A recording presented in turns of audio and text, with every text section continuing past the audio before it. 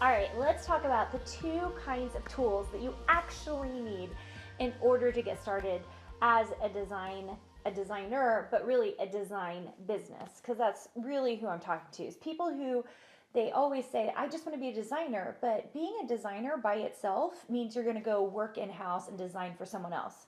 Most of you come here because you want to design for yourself, right? So that means you actually want to own a design business. And most designers aren't thinking like that, which is why so often they do it for 3 months or a year and then they give up because they haven't been thinking about the fact that what they're trying to create is a little more complicated than just being a designer. Okay, back to tools. So we have two sets of tools that we need as designers. So as designers, we need these physical tools: computers, software, maybe an iPad or a Cintiq, maybe a Wacom tablet, things that will make the process of designing easier, right? A pencil. Oh my gosh, if you're like sketching, you need a pencil, you need paper, right? These are tools that we need in order to get started as designers, okay?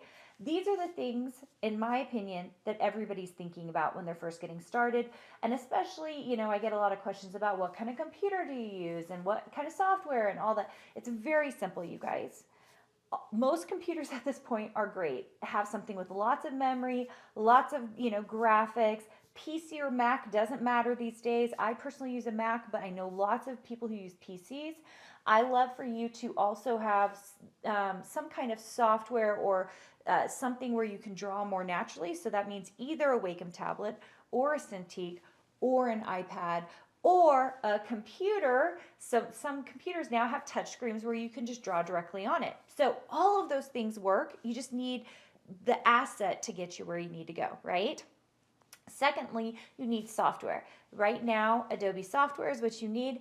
Procreate is a nice second to that for if you've got an iPad. Illustrator on the iPad will come in that Adobe suite if you're using the iPad for things. So these are like the things that I think, like the tactical things, are people like, I need this in order to get started. And the answer is yes, you do. Okay. So those are great tools to get you started. The other set of tools that you need is design education, understanding and mastering the software, understanding the strategies and vehicles for which you can sell your products, right? So the one that everybody hears about is licensing. You guys have heard me talk about licensing on this so very often. Licensing contracts are very difficult to get. That's what almost everybody's teaching, and they're teaching everybody how to do this. And it's usually like sending an email with your work and hoping that you can get in. And I've heard stories of people being discovered. It is such a small chance. And in this day and age, there's no reason that you can't be a designer and make steady income from other methods. Okay, so those are the tools that almost everybody forgets. Everybody thinks, well, if I get a PC or a Mac and I can start drawing in the software, I'm a designer, right? If you get my book, you'll see that I talk about the good, better, best model. When you are good, usually very often it's just because you're just learning the software, and that is what the tools will do. It will give you access to the software and to be able to use them and understand the limitations. Almost anyone who becomes a designer who makes any kind of money usually also needs that better best model, which means that you need to have understanding of great design work, which usually takes some education. Some of you have amazing eyes, and that is phenomenal, but being able to speak about it, being able to really use it, show it in formats that work, those are more marketing techniques.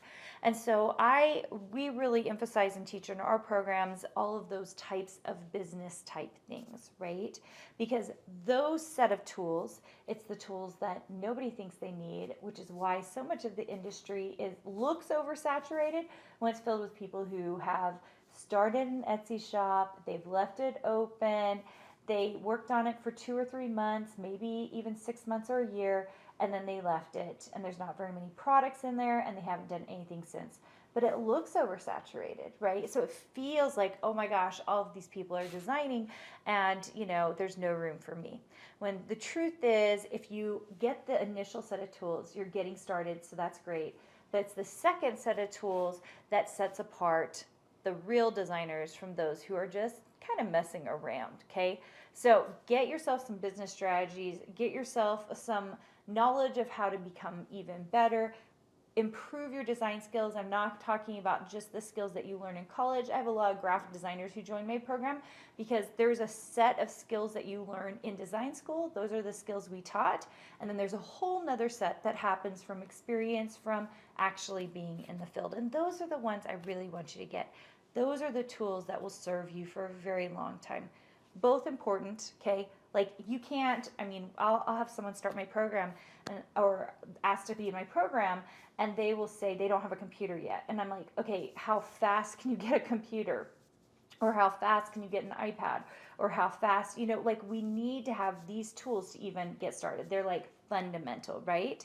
But then in order to be successful, we need this other set of tools: strategy, business, understanding of great design work, understanding how to niche out in a way that makes a lot of sense so that we can make money, which makes it so that we can actually have a career in design. All right, I hope that helped. I love both of these sets of tools. I think if you are here and you are just getting started, for sure, start with those sets of tools that are going to help you start playing around in the software, helping you understand the limitations of the software.